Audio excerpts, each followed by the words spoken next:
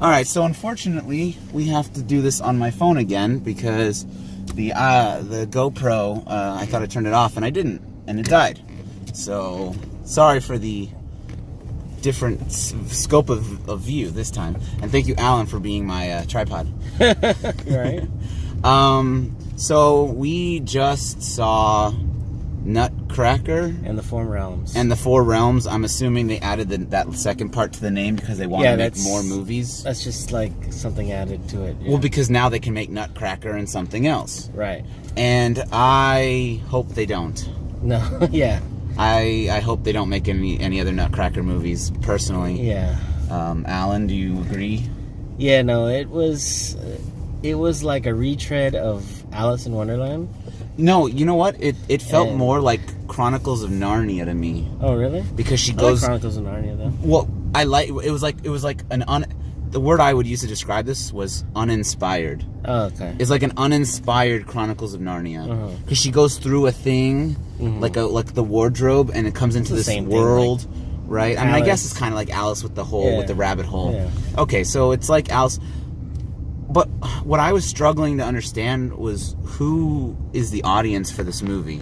Kids. But was it really? Mm-hmm. Because there wasn't enough child humor in the movie. It wasn't colorful enough. Mm-hmm. Like, am I wrong? Was it was pretty colorful. What do you think? Do you think so? I thought it was a lot of muted pastels. Honestly, this thing is gonna scare kids, because it has that horrific monster made out of mice. Did you find it horrific? I think me, I don't mind, but I can see people who dislike looking at mice seeing that and be like, "Oh heck no." Okay, maybe. And the same thing with the clowns. The clowns were creepy, right? The clowns are creepy. The whole scene. The clowns in the movie were very creepy because of how they could split open and all twist their heads and shit like that. The only thing they were missing was teeth, like sharp teeth. And then it would have been.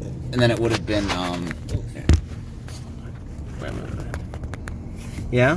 Oh God. Okay. Sorry, guys. The only thing they were missing would have been sharp teeth, and then it would have been straight out of It. Right. But again, I don't know if it was for kids because to me it seemed very muted in color. Okay. Tell me one scene that you thought was actually vibrantly colorful. Well, even the castle, when they showed the castle, it was pastels. It was like these muted colors. There was no, and we saw this in the Dolby Theater, which has it's supposed to be the better screen, the surround sound. When the mouse monster first appears, and there's this stomping, and there's other thing, and it's kind of shaking, and we're like, oh, that's that could be kind of scary. But anyways, with the screen the way it is, I would have expected more vibrancy, and I was sitting there half the time, I was like, oh yeah, it's another kind of grayish scale scene. Yeah. I don't know. I guess, well, I mean, a lot of that movie was set in that fourth realm, which is supposed to be grayish. I mean, they only have that one montage of the other realms, which are colorful. Don't even get me. And let's get into these other realms. The flower realm. Who was the actor that was the Hank Azaria? Hank Azaria with the really gay accent. Well, no, Hank Azaria was the regent for the flower district, and even his role, he had very few lines, and after the second line, what'd you say? You were like, wow, Hank Azaria is too much or something? Yeah, he's too much. It's they just, got you on a poo and now you're doing this. It's you're relax, dude. Yeah, and then the ice world was I mean, the regent for the ice world never smiled, and I didn't know if that was supposed to be a thing. I don't know.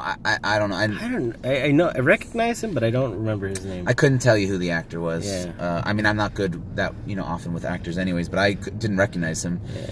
Keira Knightley. That voice. It's so shrill. That voice. Time. No. Yeah. Just give me your normal British accent, and I'm cool with that.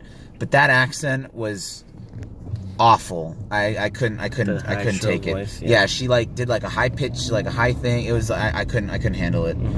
And then even the main character, the girl's character, Right. It was like she's supposed to be smart because She's supposed to be like smart because she tinkers with things and you know all that, and yet she was still dumb about things. Yeah. You know, I mean, of course, it's kind of forced. It was very forced. It's a kids' movie. You know, they got to go through all the steps of everything. Like, why didn't the mouse and the ginger character communicate better their intentions instead of just stealing this and then being scary that? You know, it's like, well, because it's a kids' movie, and if they had done it the way that the normal humans would do something, the movie would never have happened. Right. So. I think the actor who played the Nutcracker was like super like no pun intended wooden because it was so bad. It was just like, you know what? To be fair, I thought the character, the actor who played the Nutcracker, was probably one of the better characters in the movie. Personally, just nothing though. There's nothing to him. There wasn't very much. Probably why it was not offensive. That's true. That's true. It wasn't offensive to any of my senses, and so. To me, that made him the least offensive, I guess, the least unlikable character. I thought the ginger lady, Miss Ginger, Helen Mirren did a good job. Yeah, you know, in the role Helen Mirren because she's Helen Mirren. You know, she did a good job with what she was given, right? Which wasn't much, right? Yeah, one part I liked is like the ballet scene. The ballet scene was nice, which is kind of like a homage to the ballet it's based off of. Right. And that was like the most well produced. That was the most colorful part of the movie for me. Well, because I think they also homage a lot Fantasia, like I told you, right? Because they had a conductor come up, had the orchestra players in shadow, and that's straight out of Fantasia. Right, and then because it was literally like 3 seconds of screen time, then they brought it back again for the credits. Yeah, the credit scene also is like a homage to the scores they had in Fantasia from the Nutcracker. Yeah, there we go. But yeah, so you know, I would have to say that I don't recommend this movie. Yeah, I wouldn't. Like, if it wasn't for Stubbs' list, unless you have kids, maybe.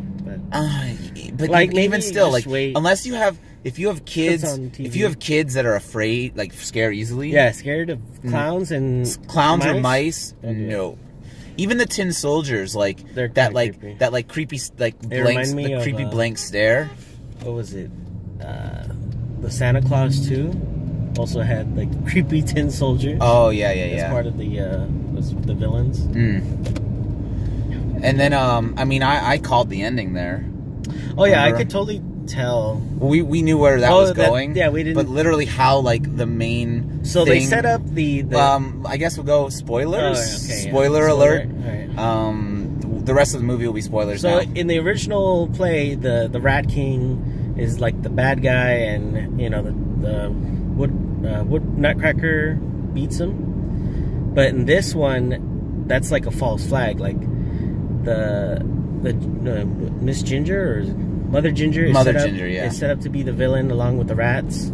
She's like in control of them, but really it's all a false like narrative. The Sugar Plum Fairy, she's the real bad guy. She had been deceiving everyone. Yeah, she's tricking everybody because she's sweet and nice, and you know, there's a MacGuffin, this key that they're looking for, and it so happened that the Mother Ginger had it, so they go on a quest to get it. Well, no, but remember, Mother Ginger had it because the mouse stole it. The mouse stole it. That's true. At the beginning, like, which again, if you think about it, the whole movie wouldn't have happened if the mouse hadn't stolen that key, because she would have taken the key, gone back out the way she came, and left forever. Right. But because the mouse took it, she chased the mouse, and then the rest of the movie happened. Right. But maybe he did that on purpose to get her involved in the situation. Yeah, that's it. You know. That's what it was. MacGuffin, like it's just the whole plot centers around it. Yeah, exactly. Yeah, so it was because it powers this machine that can turn toys into like beings, and the Sugar Plum Fairy uses it on these soldiers, these tin soldiers, to turn the tin soldiers into her own army and control everything. Right, mindless creatures. Very plot. basic. And then, like I said, what's happened as soon as the Plum character is taken out, the rest of the characters are all these tin soldiers, or I said like Star Wars, the Battle of Naboo. Oh, yeah, they just the Battle of fell down. Naboo. Like as he's about to make the killing shot, he turns off because the main character was taken out. So and then I laughed because and then that's why you probably smirked because of the wooden delivery. But then all of a sudden the Nutcracker guy was like, "She did it. Yeah, Clara did it," yeah. and I was just like, yeah. This movie was very Ray and Finn vibe. This movie was only an hour and 24 minutes. Yeah. Right? Something like that. Felt pretty long. And it felt so long. So I say no. I don't recommend this at all. We already said that, I know. Yeah. I think if you want to watch the Nutcracker, watch the ballet. There you go. Or like there's a bunch of animated versions of it. Just watch one of those because that's a better story. It's simple. Yeah. But it's not like this, I don't know, just travesty. It was bad. Yeah, like honestly, I'd even say go watch Wrinkle in Time over this because at least that had more. Actually, no, I won't go there. I'd Really? rather watch this than Wrinkle in Time. I only say that because Wrinkle in Time had more colorful scenery. And, for me, the more, worst more visual offender of Wrinkle stuff. in Time are all the actors. They all are awful. Yeah, that's true. They're all terrible. That's true. It's just nothing. There's nothing there. At least you have Helen Mirren in this one, and Morgan Freeman, who plays the Godfather, but he's like in 2 minutes. Yeah. So, no, I would go the opposite way. Yeah. Well, there you go. So that's our takes on the movie. Alan, thank you for suffering through it with me. Yeah. I think I would have been very, very more bored and very upset if I had to sit through that on my own. So yeah, thank you. And thank you everybody who hopefully checks this out. Sorry for the shaky cam I know. and the fingers in front Really of the hard, thing, and but... yeah, it's not so easy trying to keep two people in frame when you're driving. Mm-hmm. One person, the first video I did wasn't so bad, but anyways, thank you again. Like and subscribe. I keep forgetting to say that. Right. And then Alan here is going to be trying to do some YouTube stuff with video game related stuff, reviews of my own and video game stuff. Yeah. So again, thank you very much. And we'll see you next time. Bye. Bye.